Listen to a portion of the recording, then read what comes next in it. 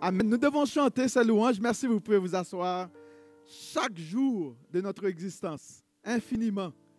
Parce que lui seul pouvait nous acquérir la victoire, n'est-ce pas? Nul autre ne serait en mesure de nous acquérir cette victoire.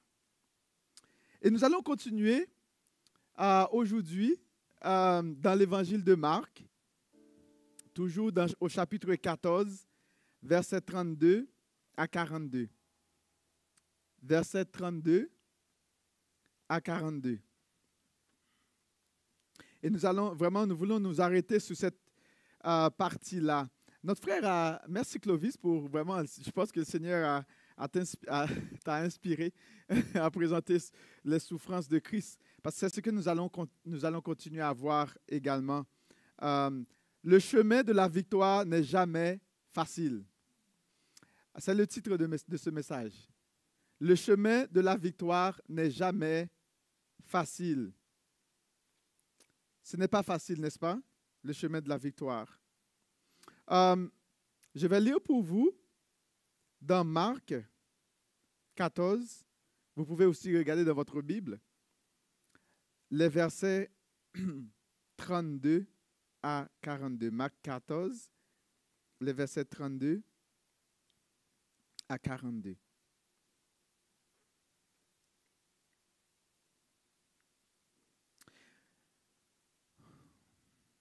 La dernière fois, on avait vu que Jésus, il était allé sur le mont des Oliviers avec ses disciples et puis Pierre lui avait fait une grande déclaration. Jésus les a dit que, regarde, j'allais être pour vous une occasion de chute.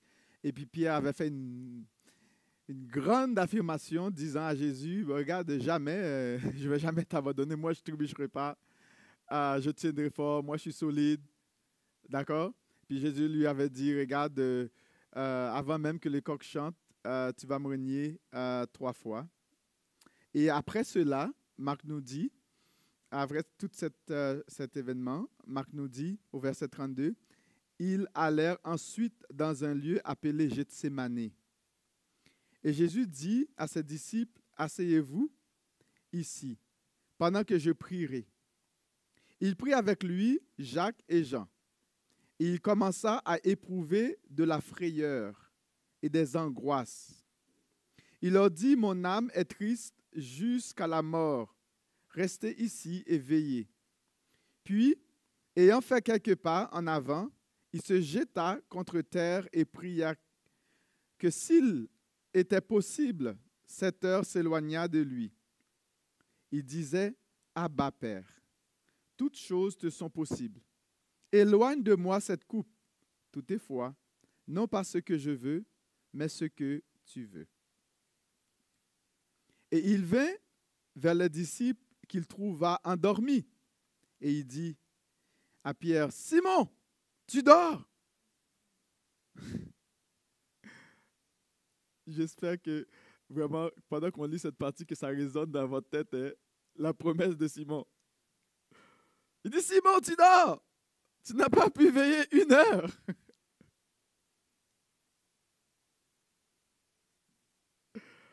Rappelons-nous ce que Simon avait dit à Jésus dimanche passé. Il dit, veillez et priez afin que vous ne tombiez pas en tentation. L'esprit est bien disposé, mais la chair est faible. Il s'éloigna de nouveau et fit la même prière. Il revint et les trouva encore endormis, car leurs yeux étaient appesantis. Ils ne surent que lui répondre. Il revint pour la 3e fois et leur dit, dormez maintenant, reposez-vous, c'est assez. L'heure est venue. Voici le Fils de l'homme est livré aux mains des pécheurs. Levez-vous. Allons. Voici, celui qui me livre s'approche.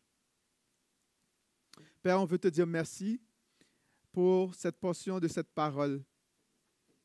Merci, éternel Dieu, du fait que tu nous permets d'être en mesure de la lire. Et nous savons que tu veux nous communiquer toujours quelque chose lorsque nous sommes en présence de la vérité de ta parole. Et je te prie, Seigneur, nous t'en supplions dans le nom de Jésus d'ouvrir notre cœur pour que nous puissions recevoir ce que tu as en réserve pour nous. Nous voulons, Éternel Dieu, remettre chaque personne ici présente entre tes mains. Nous voulons remettre aussi entre tes mains les personnes qui nous écoutent en ligne, à la maison. Seigneur, je te prie, Seigneur de Père, nous t'en supplions de les visiter, de les faire du bien, de les combler, Seigneur de Père, par tes riches bénédictions, de leur donner la paix, l'assurance et la confiance en toi. Papa, dans le nom de Jésus, s'il y en a qui sont malades, qui souffrent, on te prie, Seigneur, d'intervenir selon ta bonté et ta fidélité. Nous savons que tu es un Père aimant. Nous savons que tu désires le meilleur pour tes enfants. Et c'est pour cela que tu nous as envoyé ton Fils bien-aimé Jésus. Sois loué en toutes choses dans le nom de Jésus. Amen. Amen.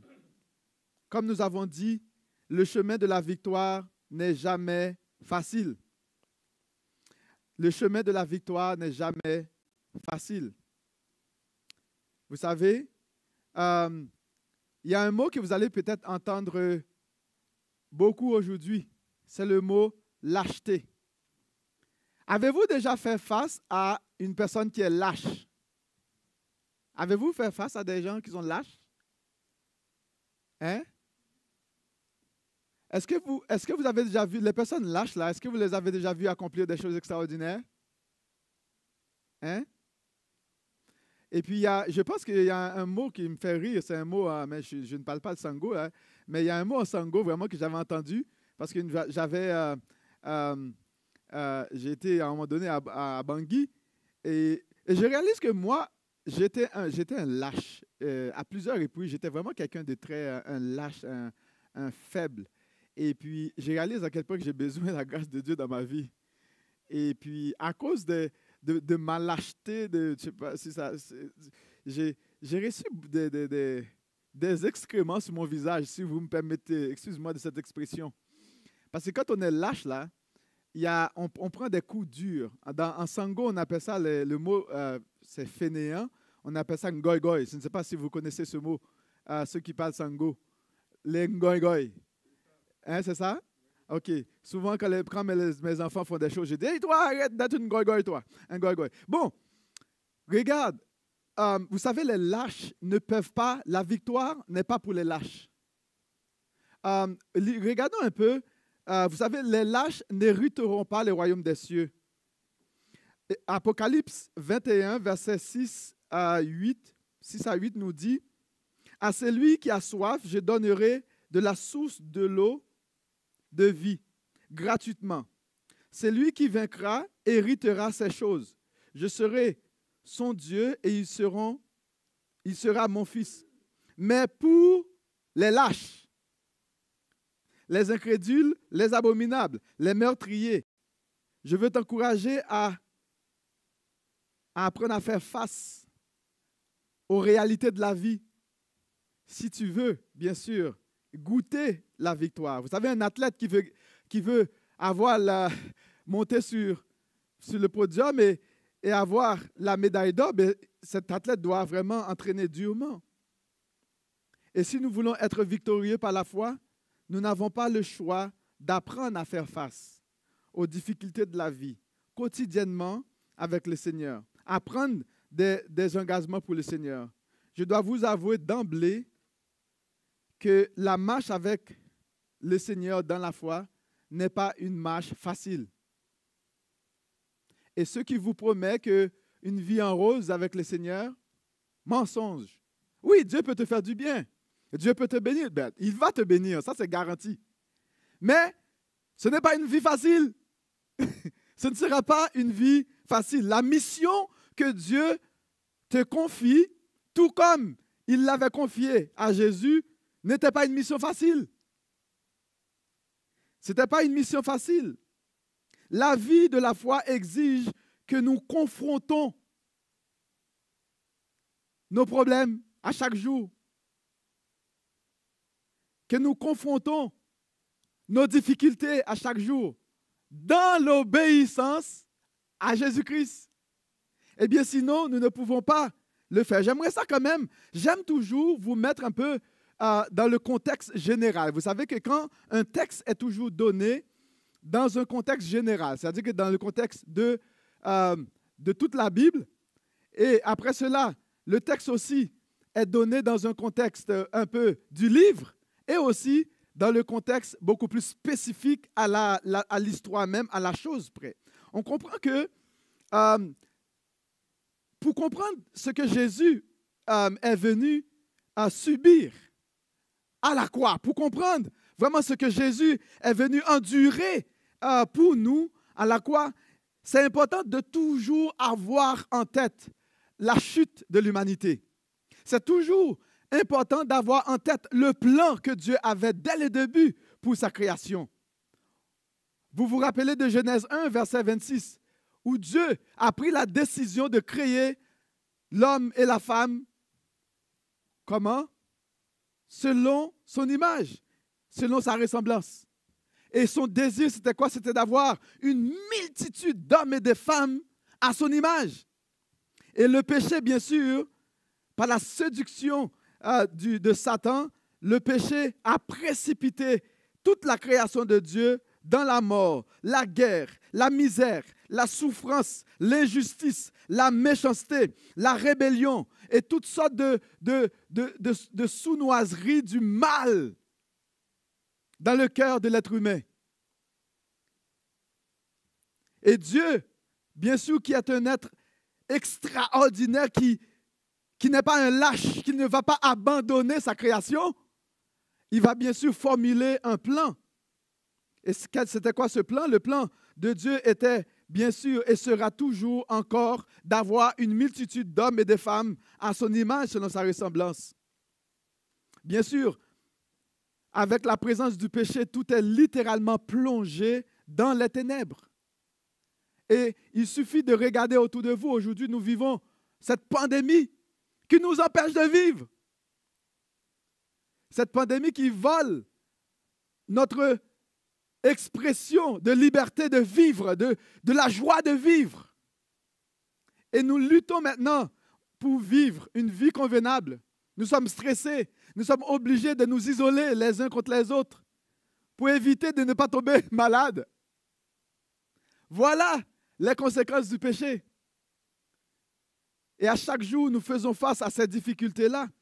Et Dieu, bien sûr, dans son amour, avait un plan, bien sûr, pour pouvoir renverser cette malédiction, cette corruption et cette saleté du péché, si vous me le permettez de le dire.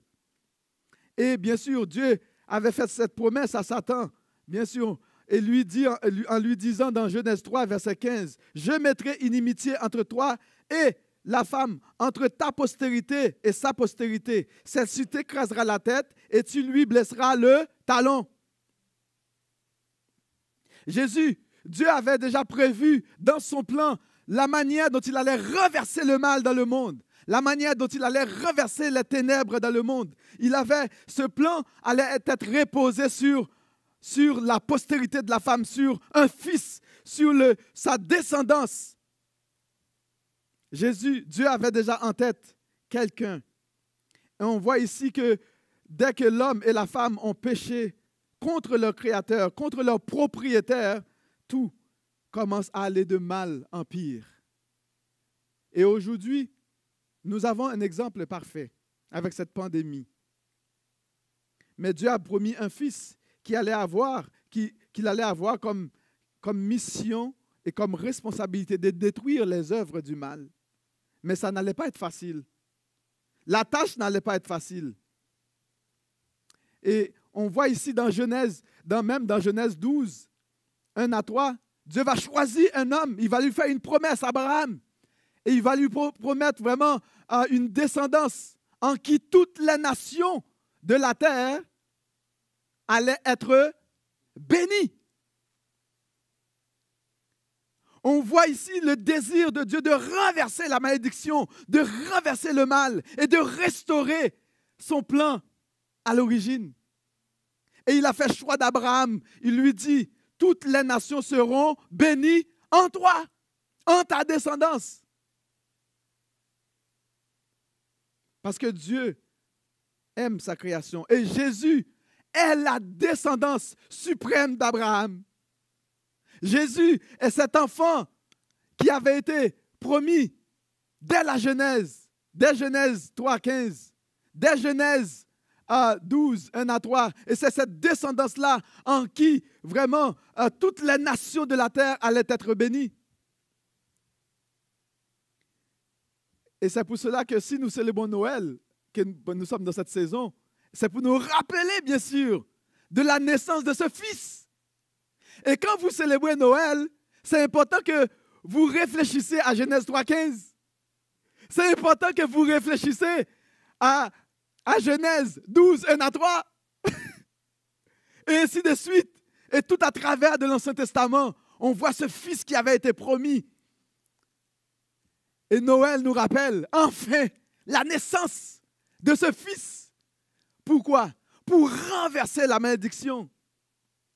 Et dans le contexte de Marc, contexte général, un peu du livre de Marc, Marc nous présente Jésus comme le serviteur de l'Éternel qui est venu pour servir afin de vaincre le mal, afin de vaincre le péché, afin de bénir, afin d'être une bénédiction pour toute personne qui allait mettre leur confiance en Jésus-Christ. Tout cela encore dans le but de détruire l'œuvre du diable. Jésus est venu pour servir et non pour être servi. Jésus n'était pas un goy-goy ou un lâche qui allait abandonner lorsque les choses allaient être difficiles. Bien qu'il était 100% humain, c'est-à-dire qu'il a vécu les douleurs comme toi et moi, les difficultés comme toi et moi. Il était 100% humain.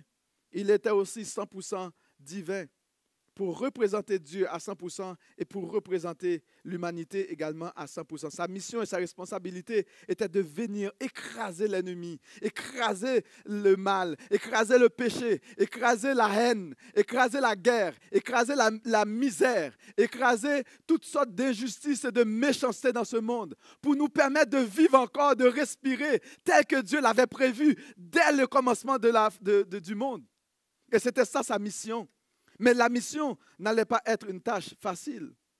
Alors Jésus était on nous rappelle que Marc nous dit que Jésus, bien sûr, pendant qu'il était avec ses disciples sur une autre montagne, bien sûr, il était en prière et il a eu une belle visite, une visite spéciale de Élie et de Moïse. Et c'est dans Marc 9, verset 4, où Moïse et Élie lui ont dit, le temps est venu pour passer à l'acte. Le temps était venu pour passer à l'acte. Et dès ce moment, Jésus avait une mission en tête.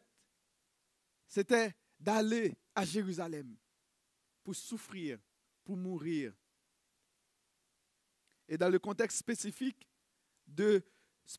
de cette péricope de Marc, on voit Jésus se trouvait avec ses disciples dans le jardin de Gethsémani. Marc 14, verset 32 nous dit que Jésus alla dans un lieu appelé Gethsémani. C'est un jardin du mont des Oliviers, parce qu'ils étaient déjà, bien sûr, sur le mont des Oliviers. Il est allé dans le jardin. Et le mot Gethsémani est quand même intéressant en grec. C'est intéressant de voir ce mot Gethsémani. Le mot Gethsémani en grec signifie pressoir d'huile. Pressoir d'huile. C'est-à-dire que vraiment, c'est intéressant qu'il est allé à cet endroit-là. Bon, il y avait beaucoup d'olives. Bien, si on veut de l'huile, qu'est-ce qu'on fait? On doit presser les olives, bon, avec toutes les procédures, les procédés. Bon, mon but, ce n'est pas d'expliquer toutes les procédés pour avoir de l'huile, mais on doit presser les olives pour avoir de l'huile. Et de la même manière, Jésus allait être pressé, écrasé, pour que nous puissions avoir le salut.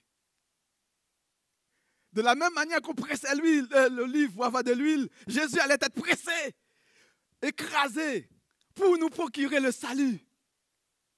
Pour toi et pour moi. Et toutes les souffrances qu'il allait endurer, c'était pour toi et pour moi. La mission et la responsabilité de Jésus n'étaient pas sans difficulté.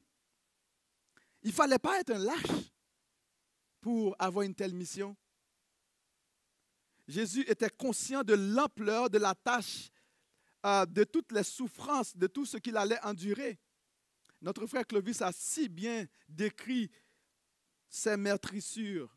Jésus était angoissé. La tâche était tellement lourde, c'était tellement fort, c'était tellement dur. On nous dit qu'il était angoissé. Il était stressé. On voit il était en train d'être pressé à tel point qu'il était tellement stressé. On dit que la sueur de son front était devenue comme des grumeaux de sang. C'est vraiment une stress tellement intense. C'est comme si on était en train... Vous voyez, quand vous prenez le citron, là, vous le... comme quand il n'y avait pas des machines, vous prenez le citron, là, vous le pressez pour avoir du jus de citron. Je ne sais pas, du jus d'orange. Mais Jésus, il était tellement stressé, il était tellement...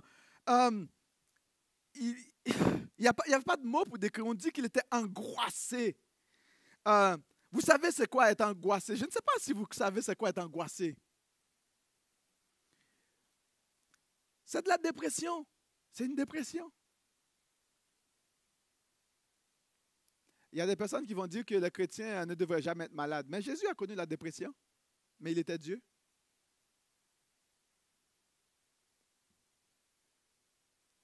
Jésus a connu la souffrance. Jésus a connu toutes sortes de difficultés. Vous savez, quand Dieu nous demande quelque chose, parfois, et moindrement que c'est exigeant, nous avons tendance à faire quoi? À abandonner. Nous avons tendance à fuir. Nous avons tendance à chercher toutes sortes d'excuses pour ne pas le faire.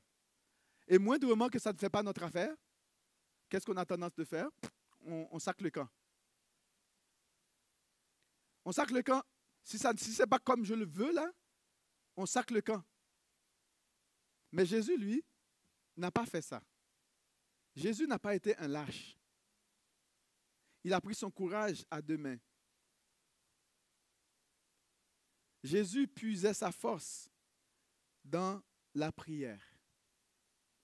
Il puisait sa force dans la prière. Le verset 32b nous dit, il dit à ses disciples, asseyez-vous ici pendant que je prierai.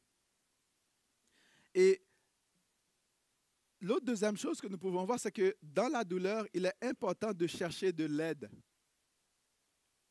Il est important de chercher de l'aide dans la douleur. Il ne faut pas rester seul.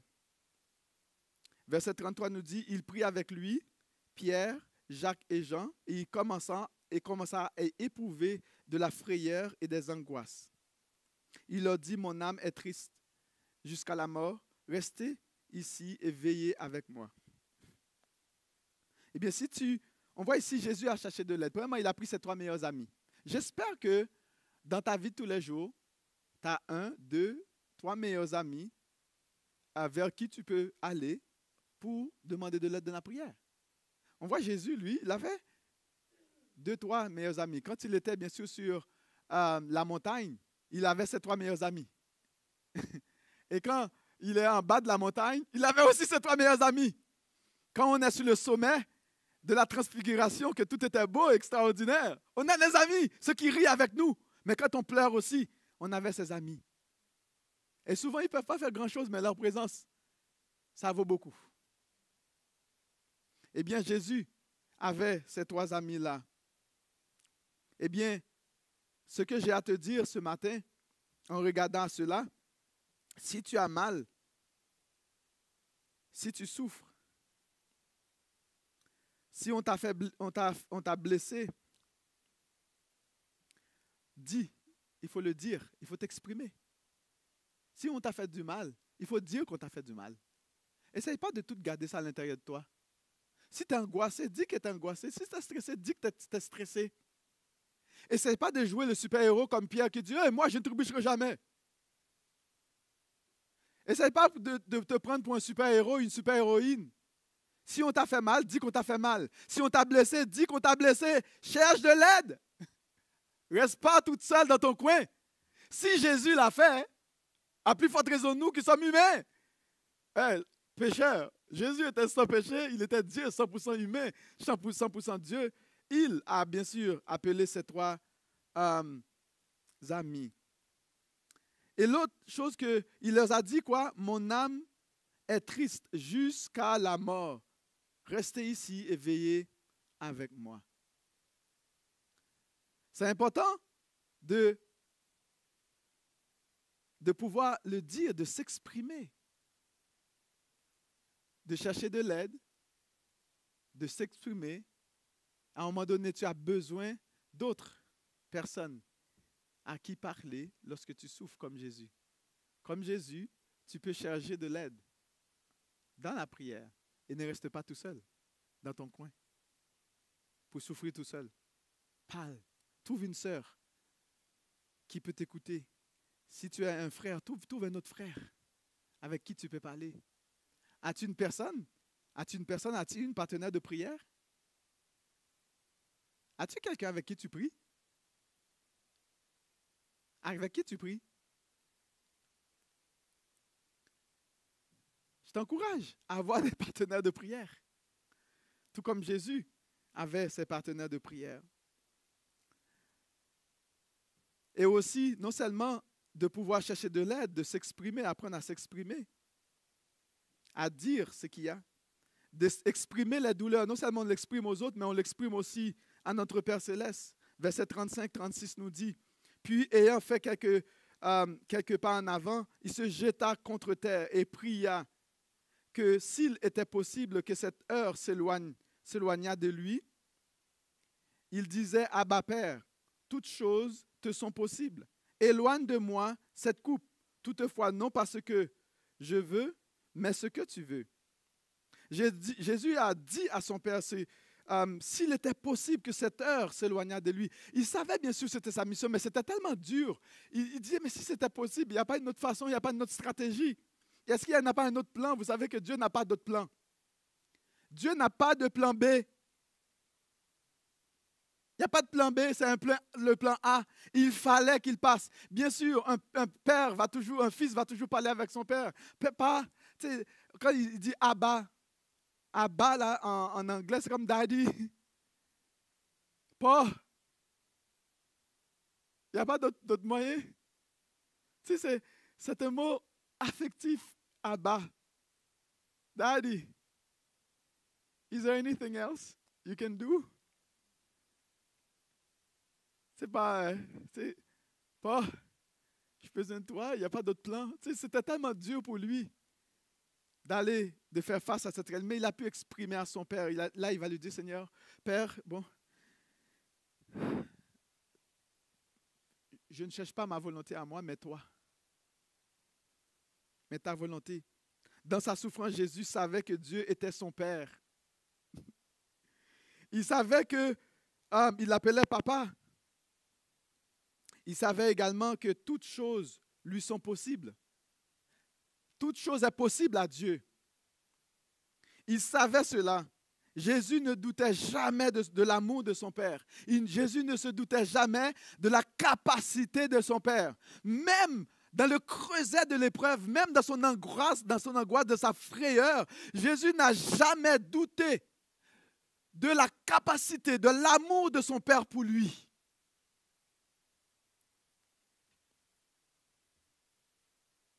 Il appelait Daddy, Père, Père. Il n'y a pas d'autre plan. Il lui dit, éloigne de moi cette coupe, toutefois non pas ce que je veux, mais ce que tu veux. Et il y a des chrétiens aujourd'hui, ils veulent que ça se passe comme ils veulent. Et souvent, pour ne pas faire ce que Dieu demande, la volonté générale révélée de Dieu qui est claire dans la parole, pour ne pas le faire, on préfère de dire, on ne sait pas comment Dieu nous demande de le faire. On attend que la volonté de Dieu, il faut qu'il nous dise clairement qu'est-ce qu'on doit faire. Il t'a dit clairement qu'est-ce qu'il fallait faire. Jésus savait qu'il allait mourir.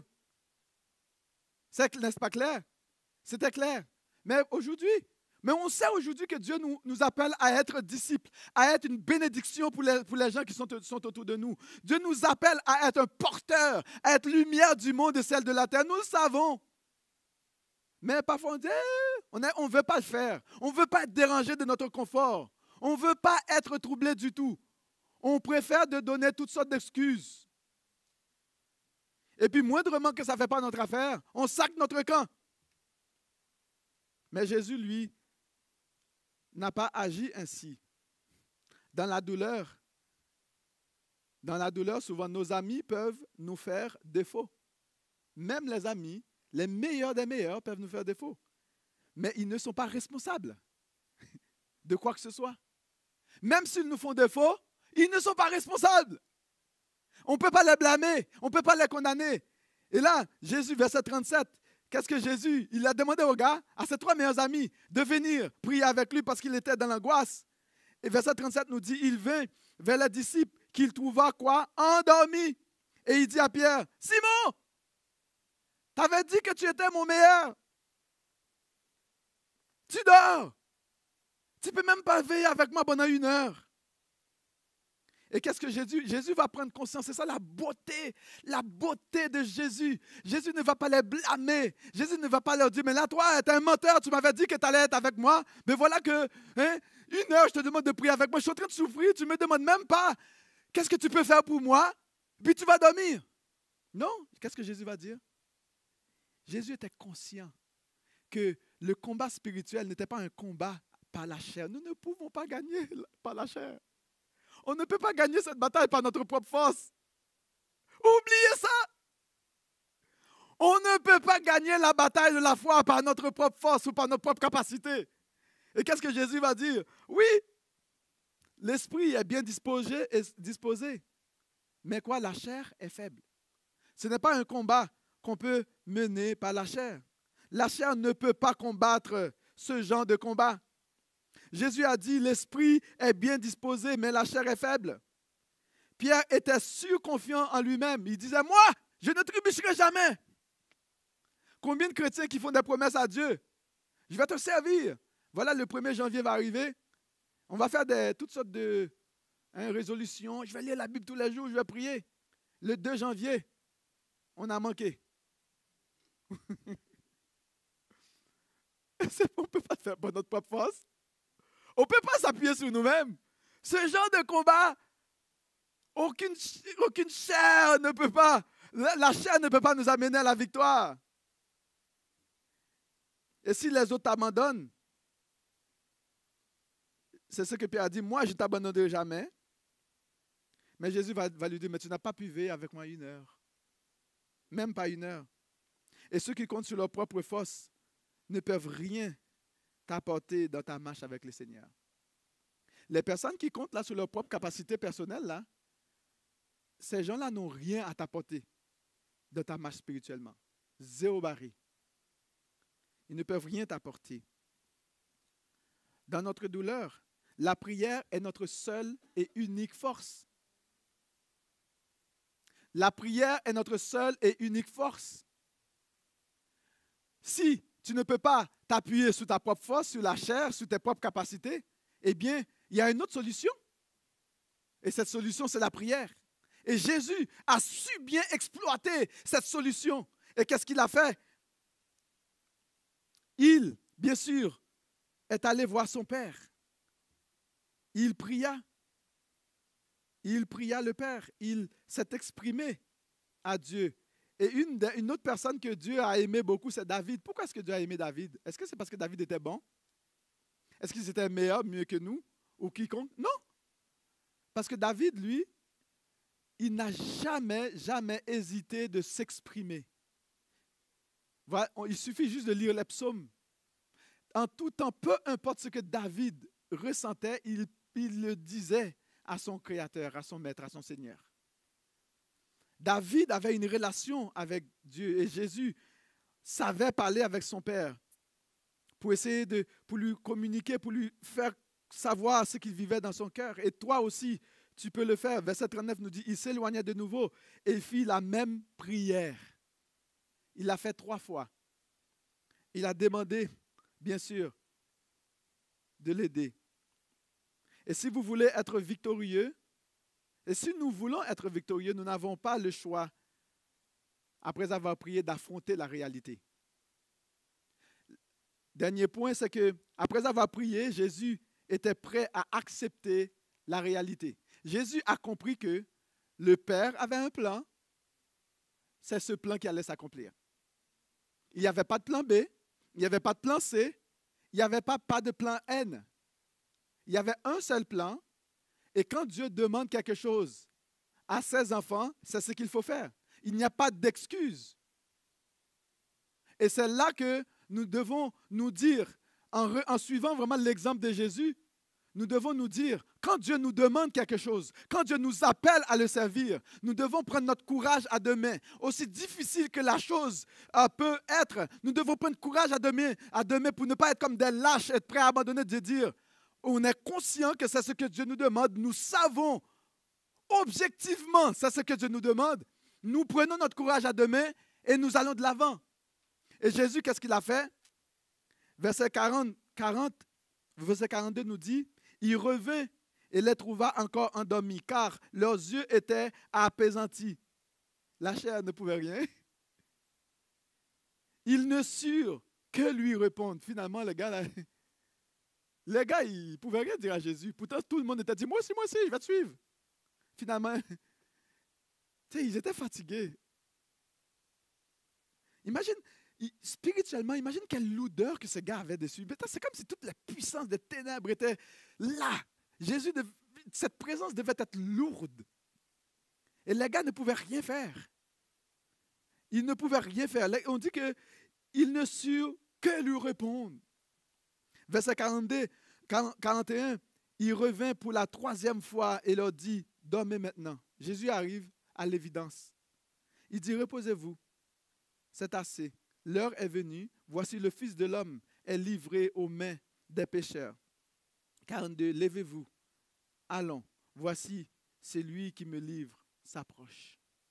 À un moment donné, tu dois arriver à l'évidence. Tu dois arriver à l'évidence. D'arrêter d'être un lâche, d'arrêter de fuir, d'arrêter de prendre toutes sortes d'excuses, mais d'arriver à l'évidence de dire, moi, voilà, sur la base de la force, pas sur ma propre force, sur la base de qui mon Père est, sur la responsabilité qu'il m'a donnée, sur la mission qu'il m'a confiée, on doit arriver à l'évidence de dire, on n'a pas le choix, on doit arrêter de fuir. On doit arrêter d'être lâche. Et Jésus, qu'est-ce qu'il a fait? Il arrive à l'évidence. Il dit maintenant, ok, c'en est fait. Il arrête de prier. Il dit non pas ce que je veux, mais ce que tu veux. Mais il savait que son Père allait lui donner la force, par exemple, pour passer à travers de l'épreuve. Et il est allé à l'évidence. À un moment donné, nous aussi, toi et moi, s'il y avait un gars qui était lâche, c'est bien. Je ne suis pas dit que je suis fort, je suis encore un lâche. Et j'aime pas aller voir les gens pour les reprendre. Et j'aime pas ça. J'ai peur de leur blesser. Puis je sais que ce que je devais faire, je devais leur dire la parole de Dieu, mais il y a des fois, je suis un lâche, il y a des fois, je ne sais même plus quoi faire. Je n'ai même plus le courage. Et puis à un moment donné, j'ai dit à une sœur, prie pour moi, s'il te plaît, parce que il y a des choses que c'est comme, oh, ça ne me tente pas. Mais pas parce que ça ne me tente pas, je sais que je dois le faire, mais je n'ai pas le courage de le faire. Il y a des fois, je suis un lâche. Je dis, Seigneur, j'ai besoin de ta force, moi. Et Jésus est arrivé à l'évidence. Et toi aussi, à un moment donné, tu dois arriver à l'évidence. Tu dois arrêter de courir. Arrêter de procrastiner. Arrêter de donner des excuses. Mais de t'engager à servir le Seigneur dans la mission qu'il t'a confiée. À un moment donné, il faut arriver à l'évidence. Et Jésus est arrivé à l'évidence.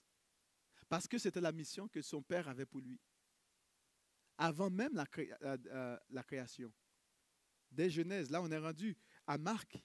Et si vous lisez tout l'Ancien Testament pour voir le chemin que Dieu a fait avec son peuple, jusqu'à ce moment précis, ce n'était pas le temps d'abandonner.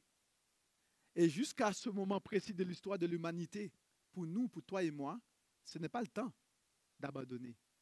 Ce n'est pas le temps d'être un lâche. Et je dois te dire, si tu es un lâche, il n'y a pas de place pour toi dans le royaume de Dieu.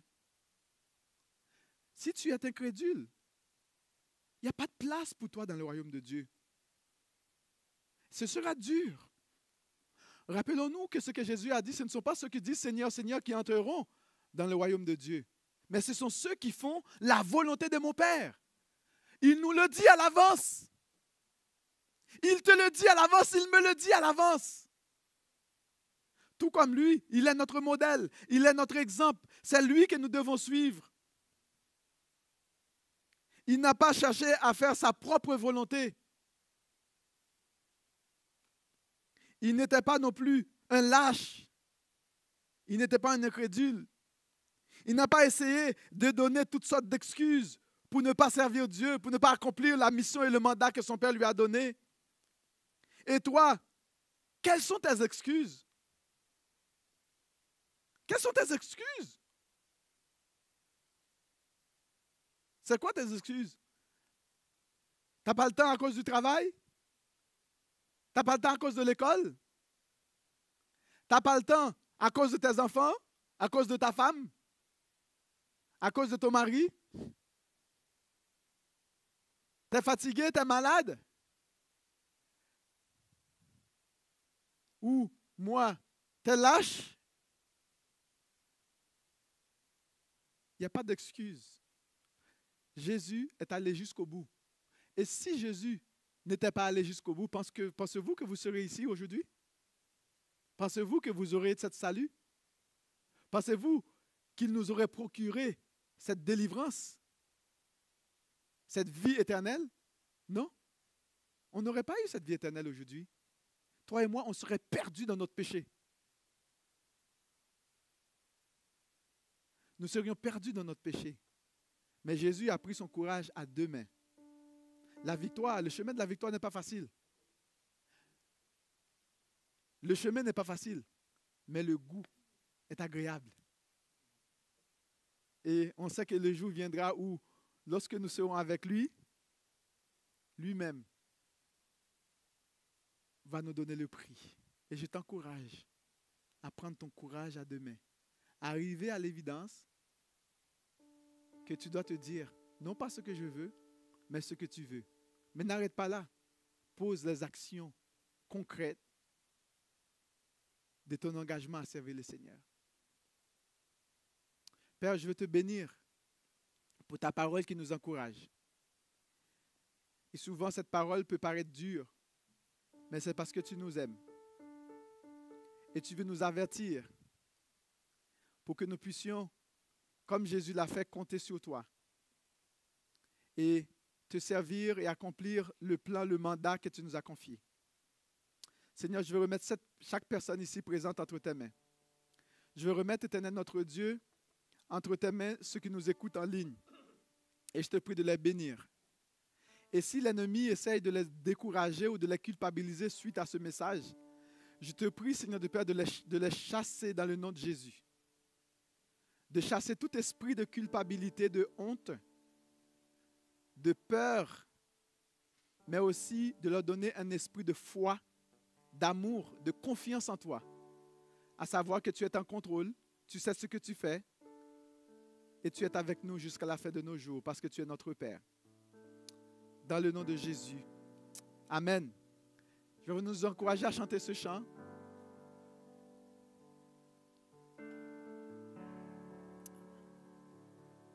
Jésus,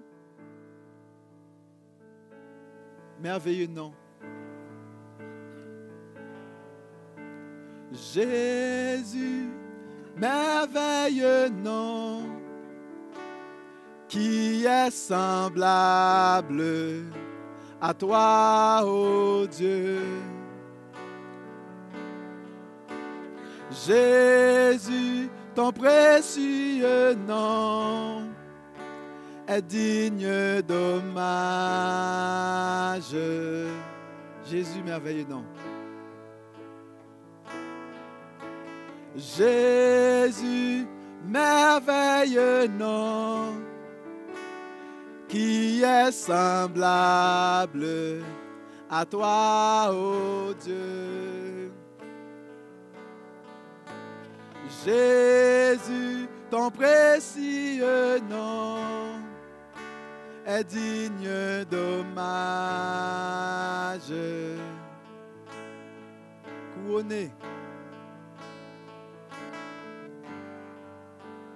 Couronné,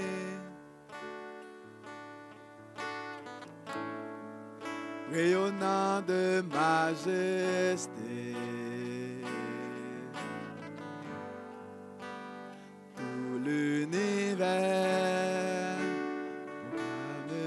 ta grandeur.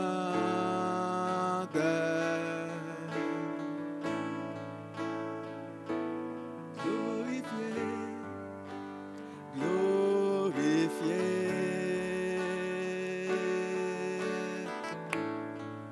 par les anges prosternés. Tu es assis à la droite du Père.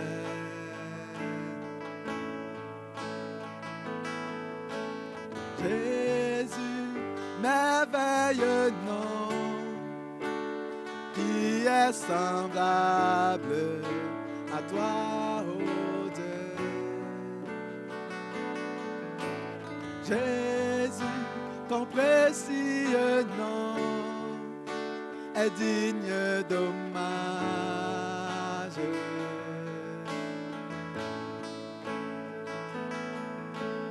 Jésus, merveilleux nom, qui est semblable à toi, ô Dieu. Jésus, ton précieux nom, digne d'hommage.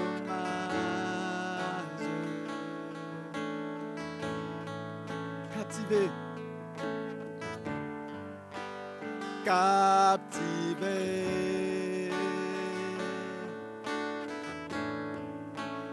l'éclat de ta beauté, nos voix s'élèvent vers tes bras.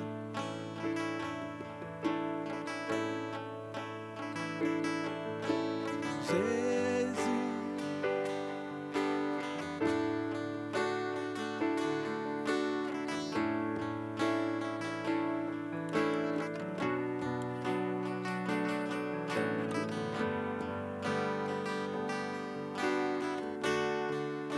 est digne d'hommage.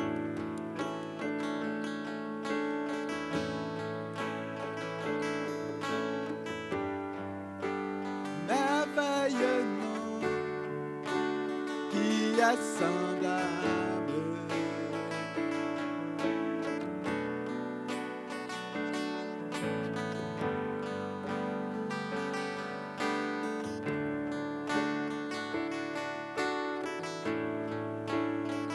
Nous allons proclamer son nom.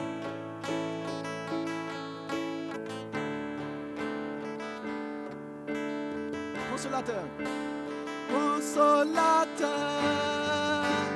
divin rocher, libérateur, prince de la paix, Dieu créateur, fils bien-aimé, roi serviteur, Seigneur couronné, commencement. Il t'y met fin, soleil levant, étoile du matin, Dieu tout-puissant, Dieu toi force.